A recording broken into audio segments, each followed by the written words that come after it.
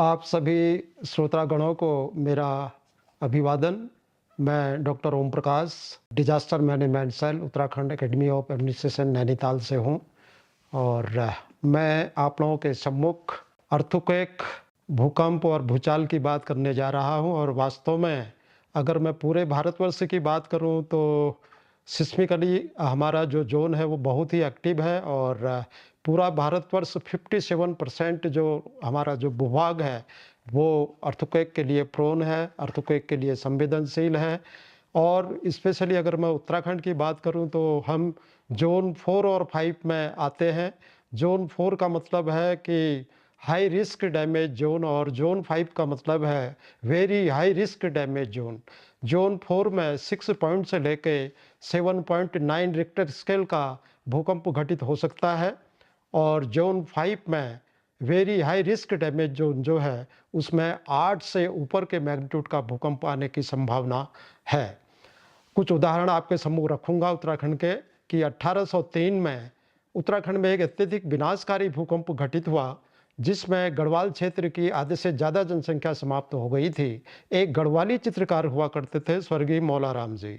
तो चित्रण के माध्यम से इस विभीषिका को श्री मौला राम जी ने चित्रित किया और किसी राज्य की, किसी मंडल की आधे से ज़्यादा जनसंख्या समाप्त हो जाना कितनी बड़ी वो विभीषिका रही होगी।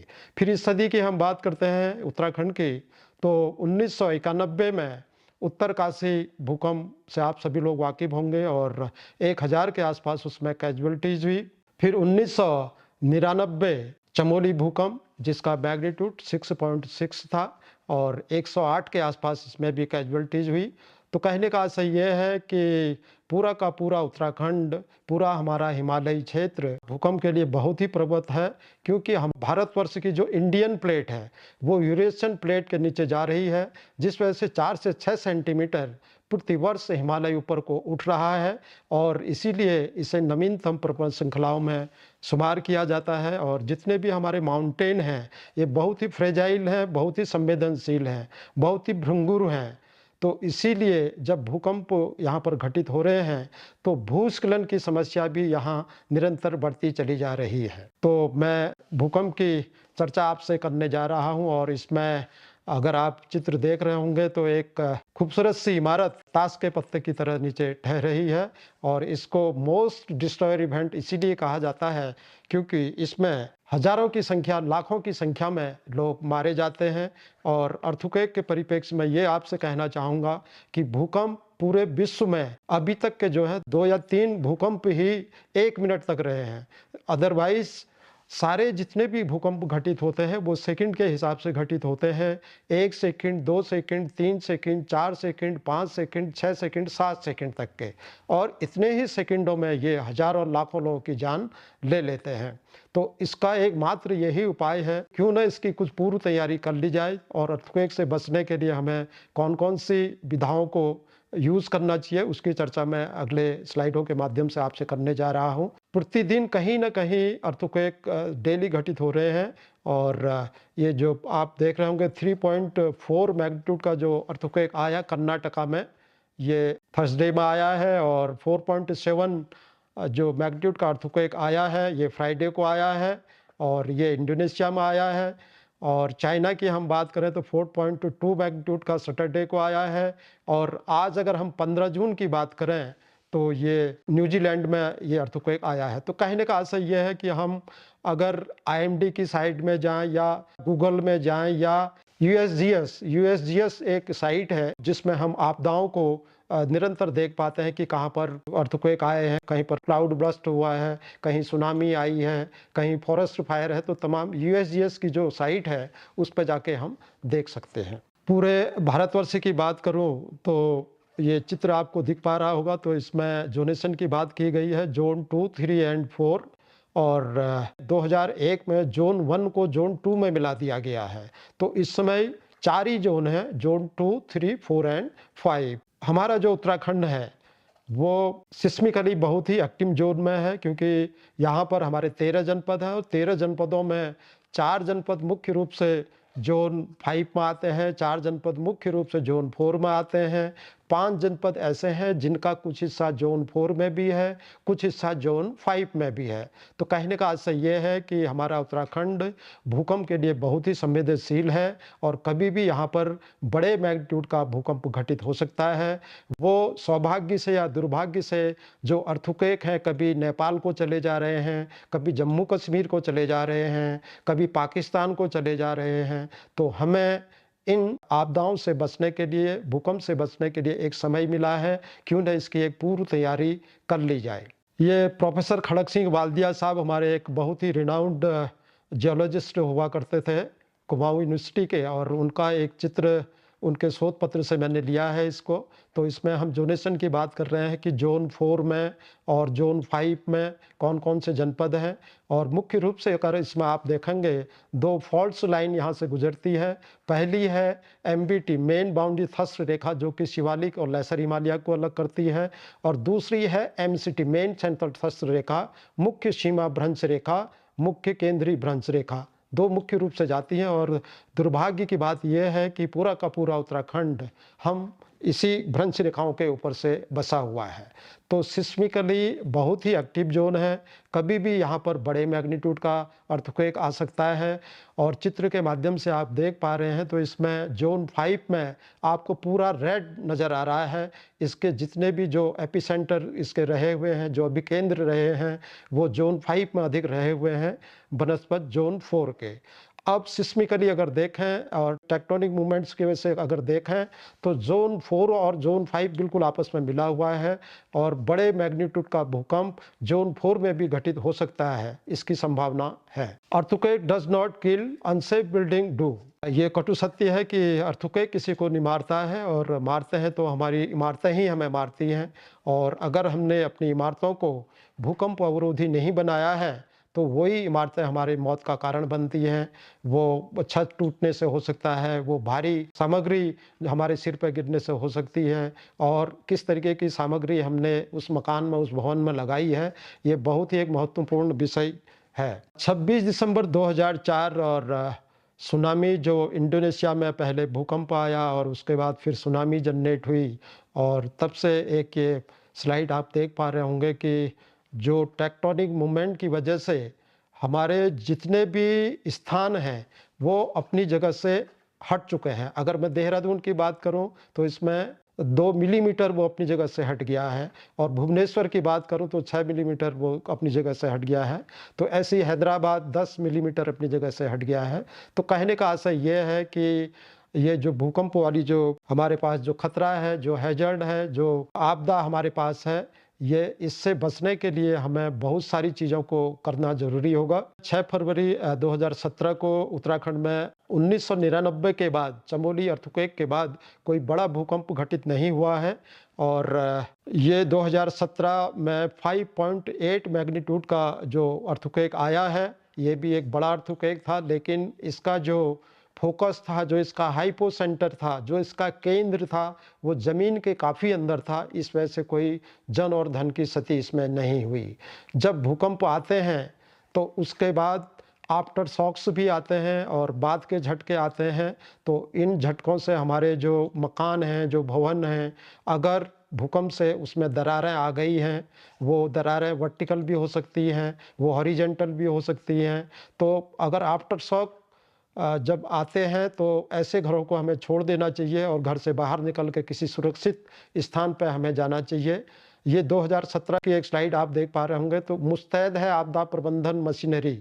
हमारे सचिव साहब उस समय तत्कालीन श्री अमित नेगी साहब थे, तो उनकी तरफ से एक ये फिर गृह मंत्रालय भारत सरकार को दिया गया। फिर वहाँ से कुछ गाइडलाइंस इशू हुई कि क्योंकि उत्तराखंड प्राकृतिक आपदाओं के लिए बहुत ही संवेदनशील है, यहाँ पर कभी भी बड़े मैग्नीट्यूड का, बड़े परिमाण का भूकंप घटित हो सकता है, क्यों ना यहाँ पर मॉक ड्रिल्स कराई जाए।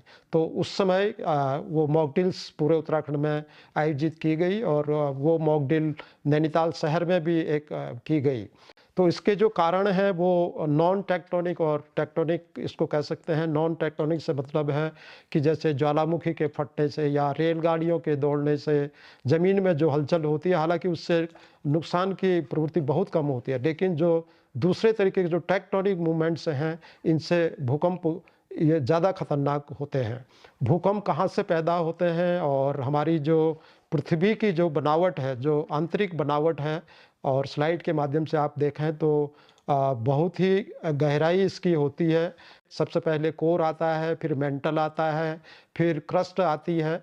तो कोर जहाँ पर आग का दहकता हुआ सा गोला है, और फिर उसके बाहर से एक लेयर है जो कि जिसको हम मेंटल कहते हैं, एक तरल पदार्थ है। लोअर मेंटल भी है, अपर मेंटल भी है, और उसके बाहर फिर क्रस्ट है, जिसकी जो थिकनेस है, जो मोटाई है, जिस पर हमारी बसावट है, वो 5 किलोमीटर से लेके 100 किलोमीटर तक इसकी थिकनेस है। जब भूकंपी तरंगें आती हैं, तो जिस तरीके से रुके हुए पानी में हम एक पत्थर का कंकड़ डालते हैं तो उससे लहरें बाहर को जनरेट होती हैं, ठीक उसी तरीके से भूकंपी तरंगें भी पैदा होती हैं। वो तरंगें जिसको हम पी वेव्स या प्राथमिक तरंग कहते हैं, और सेकेंडरी वेव्स जिसको हम शेयर वेव्स भी कहते हैं, उसके कुछ उदाहरण आप दे सकते हैं। ये पी वेव का उदाहरण है। और इस तरीके से एस वेव जो सेकेंडरी वेव्स पैदा होती है, वो हॉरिजेंटल भी हो सकती है, वो समानांतर भी हो सकती है, वो वर्टिकल भी हो सकती है। तो अगर हॉरिजेंटल होगी तो नुकसान कम होगा, वर्टिकल होगा तो हमारा नुकसान ज़्यादा होगा। और इसी के दो पार्ट और हैं सेकेंडरी वेव्स के, कि ये है लव वेव्स और दूसरी है रिले वेव्स। तो किस तरीके से पार्टिकल्स में मूवमेंट हो रहा है आप देख सकते हैं। ये हॉरिजेंटल भी हो सकता है और ये वर्टिकल भी हो सकता है। वर्टिकल होगा तो ज़्यादा नुकसान होगा। इसको लव नाम के एक जर्मनी के वैज्ञानिक थे, उन्होंने इसको खोजा है, तो उनके नाम से इसका नाम लव वेव्स पड़ा हुआ है। दूसरी वेव्स है रिले वेव्स। सबसे अधिक क्षति इसी वेव्स के कारण होती है, और इसको मापने का एक यंत्र है जो आप सभी लोग वाकिफ होंगे इससे, जिसको सिस्मोग्राफ कहा जाता है। और इसमें इस तरीके का एक ग्राफ बनता है निडल के माध्यम से। फिर वैज्ञानिक लोग इसका इंटेंसिटी और मैग्नीट्यूड निकालते हैं। जहाँ से अर्थक्वेक पैदा हुआ दैट इज कॉल्ड फोकस या हाइपोसेंटर, और जहाँ पर पहली तरंग सरफेस पर टकरा रही है दैट इज कॉल्ड एपिसेंटर या अभिकेंद्र। अभिकेंद्र के आसपास ही जहाँ पर पहली तरंग पहुंचेगी तो उसके आसपास का जितना भी एरिया होगा वहाँ पर क्षति होने की बहुत ज़्यादा संभावना होगी। इसके कुछ क्लासिफिकेशन किए गए हैं, इसका वर्गीकरण किया गया है। दाईं तरफ आप इसका मैग्नीट्यूड देख पा रहे हैं और बाईं साइड को आप इसका इंटेंसिटी देख पा रहे हैं। मैग्नीट्यूड और इंटेंसिटी दोनों में डिफरेंस है। मैग्नीट्यूड ये है कि कितनी ऊर्जा जमीन के अंदर से बाहर को अवमुक्त हुई, और उस ऊर्जा ने कितने बड़े एरिया को प्रभावित किया, दैट इज कॉल्ड इंटेंसिटी। तो अगर 4.9 रिक्टर स्केल को हम देखें, इतने परिमाण का भूकंप हम देखें, तो इसकी इंटेंसिटी क्या होगी, स्लाइट होगी, यानी कि हल्की होगी। इसमें कोई नुकसान की प्रवृत्ति नहीं होगी। 5 पॉइंट से लेकर 6.9 रिक्टर स्केल का जो भूकंप होगा उसको मॉडरेट की संख्या दी है हमने, यानी कि यहाँ से नुकसान की प्रवृत्ति बढ़ जाती है। 7 पॉइंट से लेके 7.9 रिक्टर स्केल का जो भूकंप होगा उसको हमने ग्रेड की संज्ञा दी है। फिर 8 से ऊपर के जो भूकंप है उसको हमने वेरी ग्रेड की संज्ञा दी है। और वर्स्ट अर्थक्वेक हम पूरे विश्व के देखें तो इसमें ये 1905 का है, 8.2 इसका मैग्नीट्यूड है। 30,000 लोगों की इसमें कैजुअलिटीज हो गई। और इसी तरीके से आप चाइना में देखेंगे हज़ारों की संख्या में 2 लाख लोग इसमें धराशायी हो गए। और 1960 में ये चिली में एक अर्थक्वेक आया है 9.5 मैग्नीट्यूड का। अब तक का इस सदी का ये सबसे बड़ा अर्थक्वेक है। और 26 दिसंबर 2004 में सुनामी आई थी, तो उसका जो मैग्नीट्यूड था वो 9.1 से लेके 9.3 तक उसका मैग्नीट्यूड था। तो इस सदी का ये सबसे बड़ा अर्थक्वेक है 1960 में। और लगभग इसमें 6000 के आसपास, लगभग आधे से ज़्यादा संख्या वहाँ पर समाप्त हो गई थी। जब अर्थक्वेक आते हैं तो किस तरीके का डिस्ट्रक्शन देखने को हमें मिलता है, इमारतें किस तरीके से धराशायी होती हैं। ये कांगड़ा का अर्थक्वेक का है, गोल्डन टेम्पल था, पूरा का पूरा धराशायी हो गया। और ये चारी विलेज था कांगड़ा में, इस तरीके से आप देख रहे होंगे कि पूरा धराशायी हो गया। लिक्विफेक्शन ऑफ सॉइल, ये बड़ा एक महत्वपूर्ण विषय है कि जो लातूर का या 2001 का जो भूकंप आया भुज में, उसमें ये देखा गया कि इमारतें तो टूटी ही, लेकिन कुछ इमारतें ऐसी थी जो लिक्विफेक्शन ऑफ सॉइल की वजह से मिट्टी का जलीकरण, इसको हम कह सकते हैं कि जल की मात्रा ऊपर आ जाती है और मिट्टी नीचे चली जाती है। तो पूरे के पूरे मकान, पूरे के पूरे भवन जो है ज़मीन के अंदर धँस गए थे, लोग अंदर ही फँसे रह गए। तो ऐसी जगह पर हमें किस तरीके का निर्माण करना चाहिए, वहाँ पर पाइल फाउंडेशन या राफ्ट फाउंडेशन, जहाँ पर दलदली ज़मीन होती है, उस तरीके के हमें फाउंडेशन करनी होती है। 26 दिसंबर 2001 भुज अर्थक्वेक का चित्र है, और जिसमें एल शेप की बिल्डिंग जो थी वो बिल्कुल धराशायी हो गई है, और लोग जो है इसमें मार्च पास कर रहे थे। 300 बच्चे इसमें उस दिन, क्योंकि दोनों नैरो गली से लोग गुजर रहे थे, सकरी गली से लोग गुजर रहे थे, और दोनों तरफ से इमारतें टूटी, तो 300 बच्चे इसमें उन्होंने अपनी जान गंवा दी थी। 1991 उत्तरकाशी भूकंप की चर्चा हमने की, और इसका जो सबसे ज़्यादा इसमें जो नुकसान हुआ, जो क्षति हुई, वो जामक नाम का एक यहाँ पर गांव था। और चूंकि हमारे जो भवन थे वो मिट्टी और गारे के बने हुए थे, पत्थर के बने हुए थे, उसके ऊपर से हमने स्लैब डाल दिए।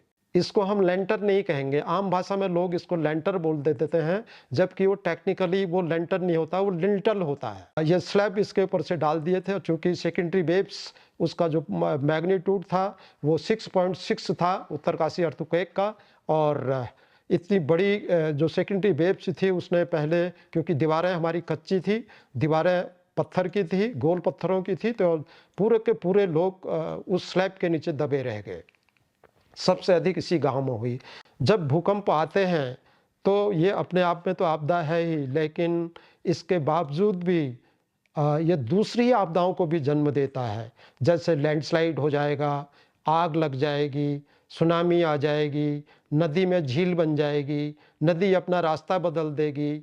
इसके बाद भी कई अनेकों आपदाएं देखी गई हैं। डैम फेलियर हो सकता है, रोड डैमेज हो सकती हैं, और इस तरीके से आप देख रहे होंगे कि जब 2004 में जब सुनामी आया तो इस तरीके से रेलवे पट्टी को इस तरीके से मोड़ के रखा है। ज़्यादा संवेदनशील हमारे एरिया हैं, तो ऐसी जगह पर भूस्खलन की समस्याएं हो जाती हैं, और इस तरीके से डैम फेलियर हो सकता है, नदी झील बन सकती है नदी में, और वो अपना रास्ता बदल सकती है। कहते हैं कि जब अर्थक्वेक आता है, जैसे हमें लगता है कि हमारे बर्तन खड़कने लग गए हैं किचन में, बिजली का पंखा हिलने लग गया है, टीवी हिलने लग गया है, तो इतना एक काम अवश्य करें कि मेन मीटर तक जाएं और बिजली के मीटर को ऑफ कर दें, ताकि शॉर्ट सर्किट से कोई आग लगने की घटना नहीं घटनी चाहिए। अक्सर ये देखा गया है भी, जितने भी अर्थक्वेक आए हुए हैं उसमें आग लगने की घटनाएं भी बहुत सारी देखी गई हैं। अब मैं चर्चा करने जा रहा हूँ कि भूकंप तो आते ही हैं और आते ही रहेंगे, इनको हम रोक नहीं सकते, लेकिन इसका मिटिगेशन कैसे किया जाए, इसका न्यूनीकरण कैसे किया जाए। शायद हमारे पूर्वज लोग उन विधाओं को जानते थे कि हम ऐसे संवेदनशील क्षेत्र में रह रहे हैं, और हमें यहाँ पर इस तरीके की भवन प्रणाली अपनानी चाहिए। उस टाइम कोई IIT Roorkee, IIT Bombay, IIT Kharagpur नहीं था, लेकिन उन्होंने अपनी विधाओं से, अपने पारंपरिक ज्ञान से इस तरीके का कंस्ट्रक्शन किया है। ये इमारतें आज भी बिल्कुल ज्यों की त्यों खड़ी हैं। इन इमारतों ने 1803 का भूकंप देखा है, और ये उत्तरकाशी में बड़कोट एक तहसील है, वहाँ पर कोटी बनाल करके एक स्ट्रक्चर हम आपके साथ शेयर कर रहे हैं। इसको आप देख सकते हैं कि कितनी खूबसूरती से, बड़ी बखूबी से इसको बनाया गया है। जितना पत्थर का उपयोग किया गया है उतना ही लकड़ी का उपयोग किया गया है, और दीवार को बांधने के लिए एक लकड़ी का उपयोग किया गया है। भूकंप अवरोधी जो भवन है उसका यही एक मात्र एक मैं कह सकता हूँ उसे कि जैसे हम फल की पेटी को आपस में बांध के रखते हैं, ठीक उसी तरीके से हम मकान को भी आपस में बांध के रखें। हम मकान को खूबसूरती के लिए नहीं बल्कि मजबूती के लिए बनाएं। जितना मल्टी स्टोरेज बिल्डिंग होगी उतना ही भूकंप के बल उसमें ज़्यादा लगेंगे। जितना हल्का मकान होगा उतना ही वो हमारे लिए सुरक्षित हो सकता है। ये उसी जगह पर राजगढ़ी, ये राजा की तहसील हुआ करती थी, और ये स्ट्रक्चर देखने का हमें मौका मिला। दिखने में काफ़ी साधारण सी इमारत आपको दिख रही होगी, लेकिन जहाँ पर हम भूकंप अवरोधी भवन की बात करते हैं, तो किस तरीके से कॉर्नर्स पर बॉन्ड स्टोन, थ्रो स्टोन और भूकंप पट्टिकाओं का उपयोग लकड़ी के रूप में किया गया है। बड़ी खूबसूरती से, बड़ी नक्काशी से इसको बनाया गया है। जब इसके अंदर आप जाएँगे, तो एग्ज़िट होने के लिए आपको पूछना पड़ेगा कि मैं कहाँ से बाहर निकलूँ? तो इस तरीके का स्ट्रक्चर हमारे उत्तराखंड में है। और ये नीति वैली के ही कुछ चित्र आप देख सकते हैं। ये पौड़ी में श्रीकोट एक जगह है, तो वहाँ भी हमें जाने का मौका मिला। इस तरीके से एक बिल्कुल हेरिटेज बिल्डिंग आप देख सकते हैं। बहुत सुंदर तरीके से इसको बनाया गया है और लोकल जो वहाँ का स्टोन है उसी की शैली में इस भवन को बनाया गया है और इन्होंने तमाम भूकंप उत्तराखंड के देखे हुए हैं।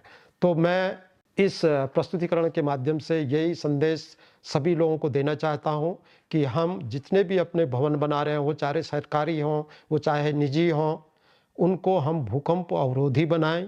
उसके लिए हम संबंधित इंजीनियर्स से, अभियंताओं से संपर्क करें। हमारे पास आईआईटी रुड़की है, हमारे पास सीबीआरआई रुड़की है, तो हमारे पास ऐसे बहुत सारे संस्थान हैं जो अर्थक्वेक रेसिस्टेंट कंस्ट्रक्शन की विधाओं को जानते हैं। वहाँ से हम साइंटिस्टों को बुला सकते हैं, वैज्ञानिकों को बुला सकते हैं। और अगर हमारे भवन बन चुके हैं, लेकिन हम रेट्रोफिटिंग के द्वारा भी उन भवनों को भूकंप अवरोधी बना सकते हैं। तो मैं इन्हीं शब्दों के साथ आप सभी का धन्यवाद देता हूँ और इन्हीं शब्दों के साथ मैं पुनः आपके साथ फिर जुड़ूंगा अगली वीडियो में। धन्यवाद, नमस्कार।